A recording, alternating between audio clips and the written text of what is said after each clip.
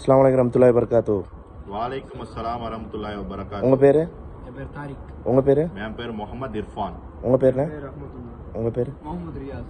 அல்ஹம்துலில்லாஹ். நம்ம அர்-ரஹீமாத் சர்வீஸ்ல வந்திருக்கிறீங்க. டிசம்பர் 17, 2024 இன்னைக்கு இப்போ மக்கா மதீனா பயணத்தை முடிச்சுட்டு கிளம்புறீங்க. அல்ஹம்துலில்லாஹ். எப்படி இருந்துச்சு உங்க பயணம்?